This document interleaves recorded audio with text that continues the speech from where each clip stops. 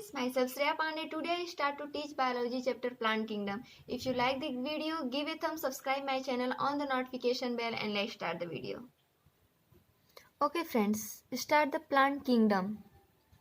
We look at the broad classification of living organism under the system proposed by Whitaker 1969, wherein he suggested the 5 kingdom classification which Monera, Protista, Fungi, Animalia and Plantae. जो Whittaker हैं उन्होंने 5 kingdom classification दिया था, classified किया था, जिसका नाम है, पहला नाम है मोनेरा, दूसरे का नाम है प्रोटिस्टा, तीसरे का फंजाई, एनिमिलिया एंड प्लांटी. इन्होंने 5 किंगडम लिविंग ऑर्गेनिज्म जो है क्लासिफाइड किया था, जिन्होंने वो उनका नाम है व्हिटकर. सबसे पहले मोनेरा को किसने क्लासिफाइड किया था? वो है कॉपलैंड ने सबसे पहले मोनेरा को क्लासिफाइड किया था, और प्रोटिस्टा को सबसे पहले हैकेल ने किया था, और एनिमिलिया और प्लांटी को लिनियस ने किया था.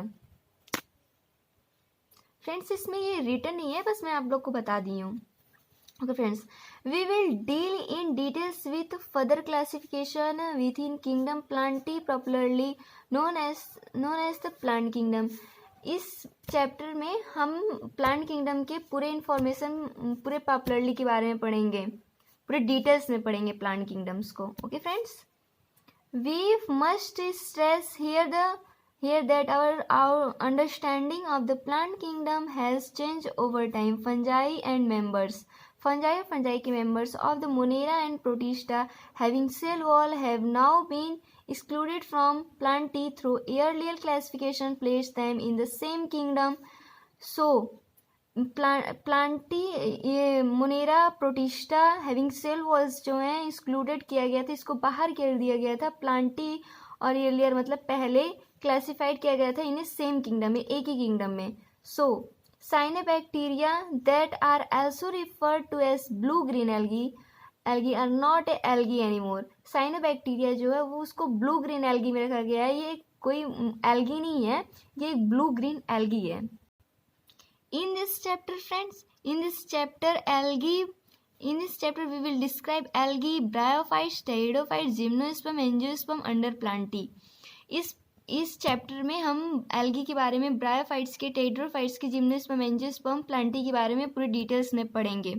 ओके फ्रेंड्स, अब let us look at classification within angiosperm to understand some of the converse that influence the classification system. The early system of classification used only gross superficial morphological characters such as habitat, color, number and shape of leaves.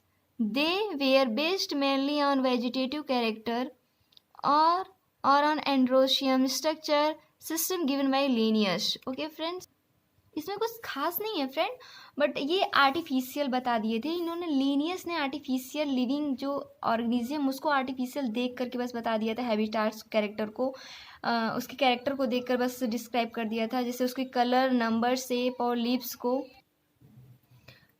को देख करके उसने Linnaeus ने जो character हैं, जो morphological character देख करके हैबिटाट्स को नेम दे दिए थे आर्टिफिशियल. ओके, नॉट, ये इतना इम्पोर्टेंट नहीं है.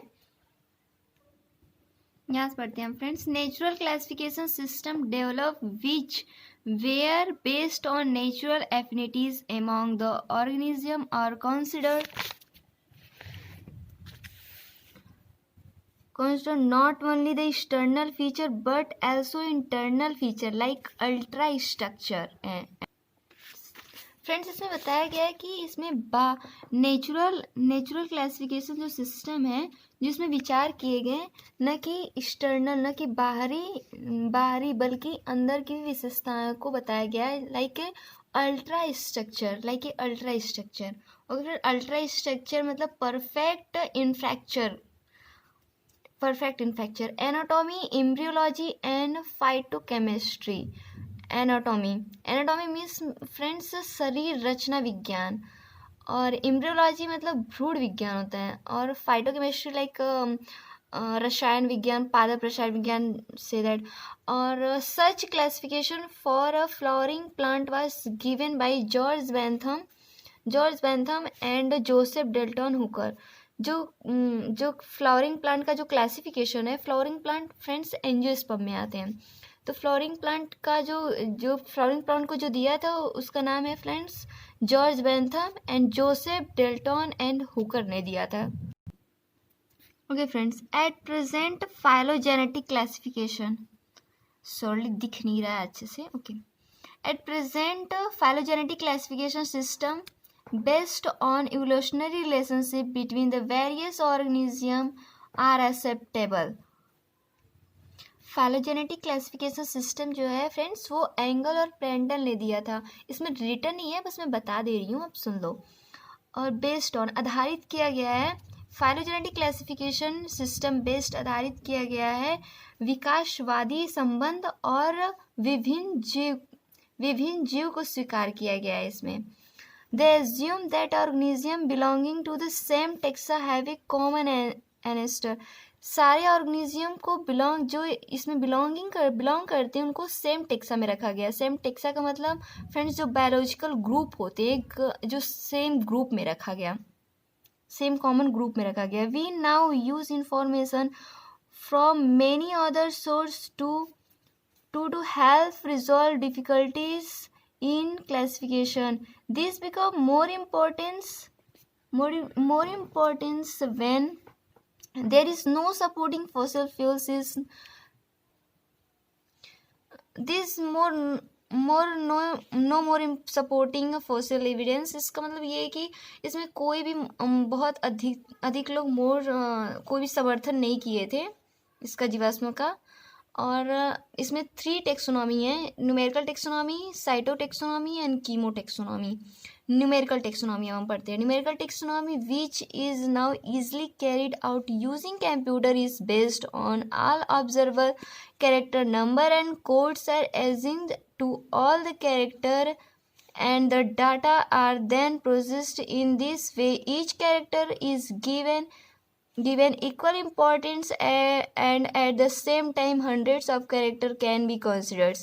न्यूमेरिकल टेक्सोनॉमी में हम इसको फ्रेंड्स न्यूमेरिकल टेक्सोनॉमी में हम नंबर कोड्स को एज्यूम कर सकते हैं, एक साथ डाटा को कंसीडर कर सकते हैं, प्रोसीड कर सकते हैं।